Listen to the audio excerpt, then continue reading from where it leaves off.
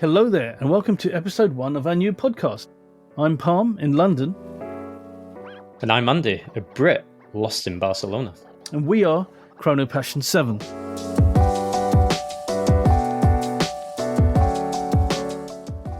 So Parm, what does the 7 actually signify? Well, we need a bit of luck as we dive into this saturated market of watch nerdery, so the 7 is just simply for luck.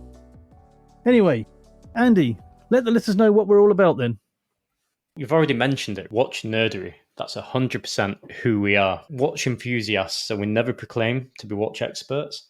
And we're on a journey to learn something new every day about this fascinating industry. It's something we love deeply, and we really want to share that with all our valued listeners today. The more episodes we do, the more and more we'll be sharing with you. So hang in there, we're all going on this journey together. Another key thing about us is we have a saying, and that saying is make the rules. So what does that mean? The manufacturers make the rules. You, our valued enthusiasts and listeners, you make the rules for the watches you wear. So if you want to wear a 26mm Rolex and you're a 7-foot tall man, I'm not going to judge you, probably because you're 7 foot as well. That aside, you wear what makes you happy, not what makes other people happy. Spot on. I couldn't have put that better myself. So Pam, maybe first, our listeners want to know what kind of collectors we are. I know you have a really interesting collection, so let's start with you. Well, what kind of collector am I? I feel safe in modern watches. I don't go vintage. I appreciate vintage, but I like modern iterations of watches. My favorite brands are Rolex, not for the wrong reasons, only for the right reasons. I love the heritage of the brand. Omega, Breitling, Cartier, Bulgari, Vacheron Constantin, you name it. I pretty much have a passion for the brand or some of the watches the brand make. But again, modern would be what I would feel safe investing my money in, would be a bit more reliable, and I'd feel a bit safer with it. And Andy, you are the complete opposite of me. And I think, can you let our listeners know how you got into the whole vintage game, where hands fall off your watch and many other weird and wonderful things happen to a watch inexplicably due to its age? Definitely. So I'm on the flip side to yourself, right? I love old watches. I don't know why. Maybe it's the charm. Maybe it's the story. Sometimes I look at these pieces and I look at them and think to myself, if they could speak, what would they tell me? What journey have they been on? And that's something what excites me about vintage watches. Yes, it's like buying an old car. They're unreliable. They break down a lot, but they have a charm, they have a character, just what modern don't quite have. However, there's one thing I'll say.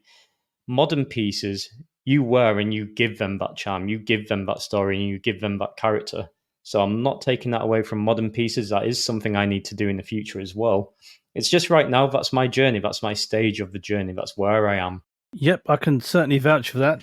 Andy is at the vintage stage of his journey. Put that in quotations and underline it, because at the moment, he's looking at vintage watches all the time. He's getting a new watch every couple of weeks. Not adding to the collection. Obviously, he's moving them on. He's not, hoarding like crazy. But vintage is definitely where Andy is right now.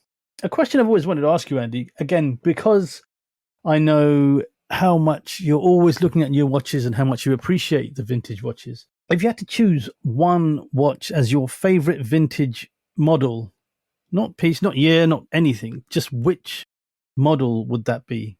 So that's a great question. And if I have to be honest, I absolutely adore Cartier. I'm wrapped up in the romance of the brand, the history, the rich history of that brand. And the Cartier crash just really speaks to me. And I can appreciate many listeners right now thinking, why the crash?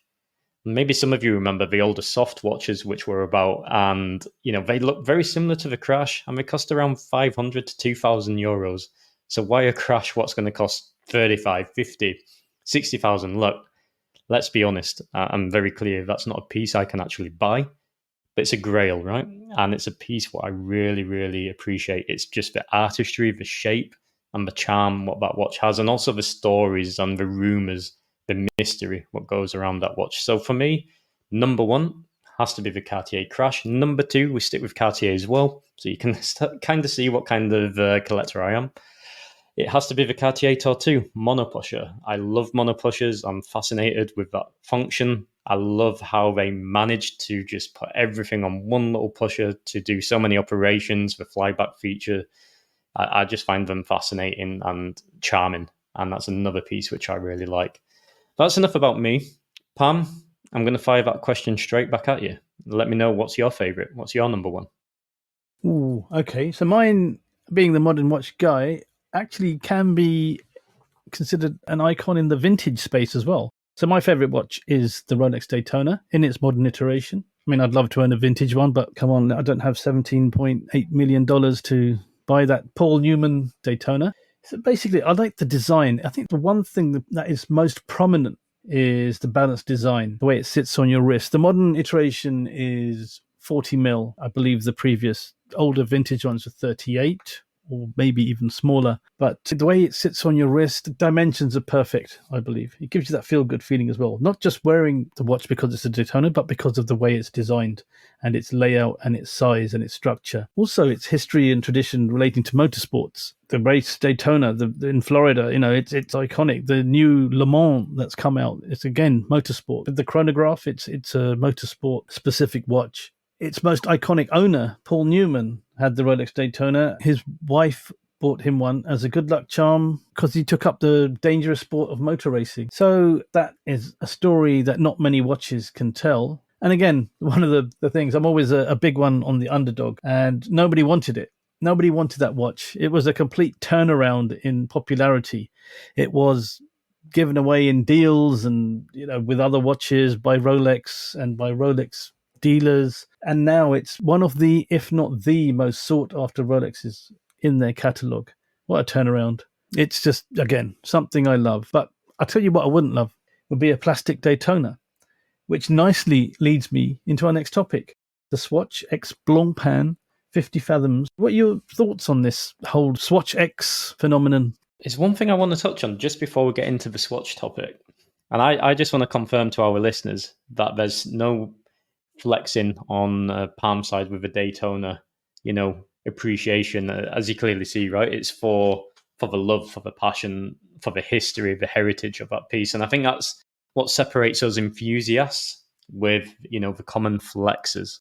So I'd just like to put that in there because I think that's important to acknowledge. And I know many of our listeners and all of our listeners are certainly the enthusiasts. So what do I think about the new Swatch collaboration? I think first we need to rewind. Let's rewind to the Moon Swatch, which, just broke the internet, let's be honest. It was a phenomenon and a crazy, crazy event. I remember, I'm here in Barcelona. I was speaking with fellow collectors here, and we were talking about, it looks really cool. Me personally, I always appreciated and liked the Amiga Alaska project.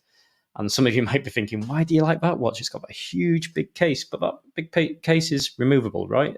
What I loved about the Alaska project was that crisp white dial and those red sub-dial hands. I just thought it was so cool. And it used to be relatively obtainable. And then it just went absolutely, it went to the moon, no pun intended, right? So when I saw the mission to Mars Moon Swatch, and I saw it had a nice nod to the Alaska project, I was up for it. I was like, that's probably the closest I can get to that piece. And it's extremely affordable. I'll enjoy looking at that. It's a little nod to a watch what I really appreciate and like. And, long story short, we planned to go, and then through the grapevine, I heard from fellow collectors that basically some kind of organized crime groups running these lines. Basically, you're not joining here, you're not allowed to go in this section, you're controlling some kind of made up list. And it's just, I'm not interested in that crowd, right? I'm in it for the love. I don't want to be involved or around those people. So I was planning to wake up at 3 a.m. to go join that queue. I went straight back to bed and forgot about it. And to this day, unfortunately, it's still the same case. It kind of tainted that experience for me, knowing that. And I think it's such a shame because I do think what they're doing is absolutely brilliant, but it gets tainted by the wrong people getting wrapped up in that. One thing what I will say is it's a stroke of genius in marketing. It's a plastic business card. Think how much it would cost to do a global advertisement campaign. They're basically getting the prototype of that watch, not the prototype, maybe that's a wrong word, but you're getting a sample, a plastic sample of what the real deal could look like on so many people's wrists. And I think that's a masterclass stroke. So I'll bounce the question back. I'd like to hear your opinion, Palm. I'd like to know what stands out to you with the 50 Fathoms. With the 50 Fathoms, the new scuba. When I first saw it, I thought, not that impressed. But the marketing machine does get you in the end. Social media does get you in the end. It's thrown down. It is rammed down your throat, thrown in your face. It is everywhere you look if you're a watch enthusiast. So now I'm kind of warming to the idea. Whether I queue up to get one, I'm not sure. I've been in a few Moonswatch queues. I'm not sure. I mean, and to no avail. I mean, I did get a Moonswatch once, which actually someone got for me when they were on holiday in Vegas, but I wasn't successful in the queue. So I'm not looking forward to doing anything like that. I'll wait for the hype to die down. But I think it's a good idea. I like the concept. I like what they're doing because they are so clever with this.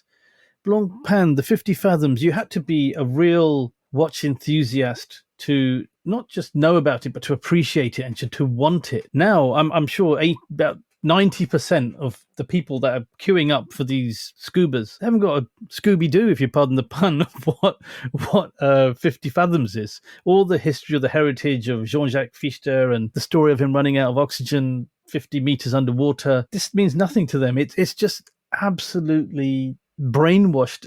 Not it has kind of brainwashed. People want it and they don't know why they want it. They are queuing up saying, I want this watch. Why do you want it? I don't know. It's the thing to have. It's that whole new hype generation at an affordable price point. One thing for the 50 Fathoms enthusiasts, I'm not sure they're too happy about it. But then again, it's good for the brand. I think it's good for the model. I do believe that buying a $300 bioceramic watch is not going to make you spend $11,000 on the real thing, unless, well, I just don't think it will. By some miracle, you might do it. But I think it's just two different price points, two different games. I know the Moonswatch increased prices of the Moonwatch.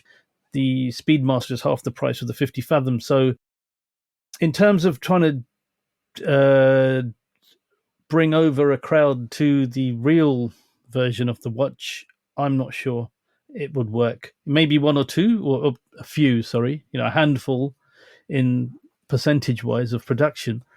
But it's a great idea. It makes people happy, I guess. They seem to, the different colors, the different oceans, the little gimmicky, this represents the Arctic Ocean, this represents the Indian Ocean, that kind of adds to it, like they did with the planets with the Moonswatch. I think it's very well marketed. Marketing is the one word, and probably the only word you can say is the standout for when you take a step back and look at what is being done here by Swatch. It's brilliant to bring brand awareness to brands that were not getting that focus, but at the end of the day, it's marketing towards Swatch, pretending to be, a bigger piece than it actually is. But again, like I said, I'm starting to warm to the models. I like the Arctic Ocean one, which has the no radiations, plural, symbol on it. Maybe because that reminds me of my old Moonswatch. And the beige and the orange vibes are very similar. I do like that one. I like the Antarctic, the grey and the white. That's probably the coolest one you've got out there. The blue, I think it's a bit too obvious. I do think when you look at the blue one, everyone wants the blue one. Daniel Craig wore the blue Moonswatch. The blue came off, and it's all blue, blue, blue. The blue one's the good one. I'm not that convinced myself. I think, it is too obvious. And again, maybe because when I was a young man, which was many moons ago, I had a Tag Heuer Formula One plastic quartz. Yes, it was. It was a racing watch, and that was blue. So I think I made my peace with the blue. Yeah, even the green, the Indian Ocean, it's different. People don't like it, but like I say, I always back the underdog. I like something that's a little bit different. And yeah, that's my take on it, basically. What do you reckon, Andy? Do you think as a dive, as these go 91 meters underwater, do you believe that this is a good idea? Do you think this can be the next generation of dive watch? Absolutely not, right? Let's be realistic. I think these are fantastic nods to a very important brand, and we don't know what's going on internally. We don't know what needs saving within Swatch's business structure. I can 100% say Swatch has been saved by both of these collabs. That is a fact. Nobody cared about Swatch prior to this, really. Maybe some hardcore collectors of Swatch, but mainly Swatch wasn't on the general public's radar whatsoever. And like you said earlier, is just people lining up with no clue for what they're actually lining up for, other than hype beast told me to buy this. I can sell it for this much. Let's be real. That's 90% of the people queuing, because for 10% are the fanatics who just really want the watch. And then the rest of us are waiting for things to calm down where we can actually get these pieces for the price what they really are worth, let's be real. But yeah, they are cool. I appreciate them for what they are. I personally, I really like the Antarctic, the clean, grey, crisp monotones. And I'm a bit with you on the Arctic as well. I like that nod to the historic pieces, right? The original 50 Fathoms had the no radiation sign on the dial, and that I really appreciate. As I say, it's a significant anniversary. It's 70 years, and I think it's great that it's being acknowledged. And I think it's great the brand's getting the spotlight. Love it or hate it, fanatics, collectors might get a little hurt short term. But really, if it's saving a brand, if it's putting attention on the brand what deserves it, I'm cool with it. Overall, I think it's pretty harmless. I think what they're doing is just masterclass in marketing. How long can they keep this up for is a whole other topic, maybe for another time, right? But I will recircle to you on your tag. So do you think at the time, I remember the Formula Ones, and I'll touch on it a little bit myself, but I remember I had a next door neighbor. I was quite young at the time. And he came round, and I think he had quite wealthy parents, and okay, cool. And he came round, and he was only maybe 14 years old, 15 years old, and he had the Tag Formula One. And at the time, I used to watch Formula One with my dad, and Tag was a huge sponsor. Wow, that's the watch. When I'm big, when I'm grown up, that's what I'll be rocking, So, do you think at the time that was the swatch, the moon swatch, the 50 Fathoms swatch of that period, of that time? Did that draw people to proper tags as well? I think in a nutshell, no, because people were not queuing around the street to buy one. They were more accessible. The thing is, Tag was such a popular, cool, almost urban vibes of a watch rather than stuffy Swiss, engineering. It was a cool time for Tag Heuer, but they were sponsoring Formula One, they were sponsoring motor racing, they were everywhere. The tennis tournaments, not obviously Wimbledon, but they have sponsored many sporting events, and it was a very, very cool thing. And it got taken on by that crowd as the one. You'd get Tag Heuer t-shirts in the Urban Outfitters stores, not Urban Outfitters, the brand, but in the stores that would carry those kind of clothes. And I wasn't as lucky as your friend to get one at the age of 14. I was a bit older, probably 19. I was at university. It was a bit of a love-hate at university with that, because it'd be like, oh, who do you think you are? But then again, it'd be people who appreciated it would be like, no, that's really cool. It depends on the person. Sometimes people don't have something, they're not so happy someone else having it. It was a good one to have. It was very respected at a certain age group, I would say, and probably older. It was just fun watches. It was just a plastic watch that you wore. It didn't get hated on by the mass public in that the way these are, because this is hype and getting people involved, like you say, like shadier types of society that seem to be taking over, especially at initial launch. They always seem to be at the front of the queues. There was none of that then, and they weren't the kind of things that you would be scared of wearing, because again, not many people would know about it, not like people know now about good watches. I'm not saying a scuba would be make you a target on the streets, but it was just, you felt safe, you felt good. There was a good fun vibe to it. I think this one's a bit more serious. It's a bit more showy. Look, I've got the latest. I was the first to get it. That's the thing. I mean, I have no idea when these Formula Ones came out for Tag Heuer. I just know I got one and I liked it. And at the time, when I could afford it, I got it. So it's two different things. It's the plastic equivalent, though. I agree that the whole plastic vibe is the affordable entry into a luxury brand. That's what that gave, and that's what this is giving. It's a bit deceptive, because I never really got too far into the Tag Heuer brand after that. I had an appreciation of the Monaco many years later, but I think maybe Tag had a bit of an identity crisis after that anyway, where they were producing a lot of watches, some good, some not so good, and that really impacted them as a brand, which is a shame because they were good. But then I think that impacted sales on people wanting them going forward from that Formula One, because I didn't see too many. I saw a lot of people that had them, but they weren't high end ones. They were just a person who doesn't really know much about watches. That I've got a tag, look, and that was it. They don't know why it's good. They don't know what's so good about the model they have. But, I've got a tag, and that's it. So it's similar but dissimilar, if that makes any sense. Yeah, no, I totally agree with that. But yeah, it's interesting, right? It was a different period in time, the same kind of idea, but maybe not the same desired impact. And in modern times, you've got to think there was no IG back then, there was no Facebook, no YouTubers, no influencers. So yeah, times have progressed. Crazy depths, no pun intended. I have an interesting question. I'll tell you what you had. Instead of IG and all this, you had magazines like GQ and Esquire. Those were the those were the Sky magazine. The fashion magazines were what told you what to wear back then and what was cool and hip. So I have a challenging question for you, Palm.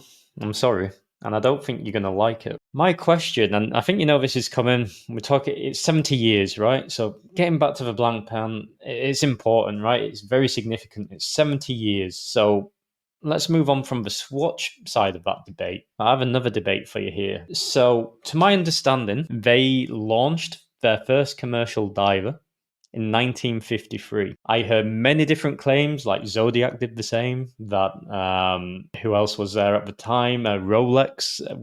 His arguments that Submariner was first, and it's hard, right, to get to the bottom of this. And I'm just wondering, have you managed to? Oof, what kind of question is that? Have I managed to know? But I've done a bit of research on it. Because, again, one thing this further that Swatch have put out is you kind of, it inspired me to look into the history and heritage of the 50 Fathoms a bit more. And the 1953 release, claiming to be the first commercially available dedicated dive watch with the rotating bezel, depth, twin secure crown. And there is an argument that Zodiac, Blancpain, did it at the same show in Geneva in 1953. They released them both at the same time. Whether that's true or not, I have no idea. But that's what the rumour mill has put out there. I even spoke to Mike Pearson of Zodiac Watches, and he confirmed that the two did come out at the same show in Geneva, as did the Glycine Airman, which had the rotating bezel design released at the same time. So apparently all three of them released that. The Airman obviously clearly is not a dive watch by its name alone. The rotating bezel was also dispelled by that theory that the three of them released at the same time. And then Perescope, the whistleblower on the whole vintage and historical side of watches that were popular, he says that Rolex Submariner was actually the first, and that Blancpain relied on patents which were confirmed and proved much later than 1953, closer to 1954. Again, he has whatever evidence he has. I'm not sure I can confirm nor deny that, as it's just such a tough one. But there is, to round up on this, my favourite comment on this is by someone I respect very much, and I'm sure you do too. I'm not going to name them, but they just said, who cares? It's all done for marketing. People are just saying they did it first for marketing anyway. So that kind of thing, don't worry about it and just go out and enjoy what you're doing. And I think that's it made me laugh, and it made me think, yeah, you know what, sometimes maybe we take this all a bit too seriously. I couldn't tell you who did it, and after being brought back down to earth with that comment, I'm not that bothered either. Yeah, I think I agree with that one. It's an interesting one. I think it's one what will be debated maybe long after we're gone off this planet as well. I don't think, it's always down to interpretation, and facts and patents can be pending for many, many years. I don't really trust those facts. You can create the bias you wish to create with this kind of information. And arguably Rolex was 54 as well. I think they state that it was prior, it was not commercially available. It was created before 54, but not commercially released. Anyway, I totally agree. At the end of the day, who cares? We love these watches. If it's a Submariner, we love it. If it's 50 Fathoms, we love it, right? Or Zodiac, Super Seawolf, or Skin Diver, right? Doesn't matter. Exactly. The Seawolf Skin Diver from Zodiac, not the Super back then, because they lost that name to Breitling allegedly later, and then came out with the Super afterwards. And there's a lot of stories around it, and yeah, let's not delve too deep. We could do a show on it, but it might not really generate the interest, I think, after we've just said what we've said. But looking at the time, I think we are done for the day and for our very first podcast. Thank you all for listening. Thank you so much. Remember to write in the comments what you think about everything we've spoken about today. Let us know your feedback and let us know your thoughts on this myth, what will probably never be solved. And we will see you, or you will hear us, in the next one.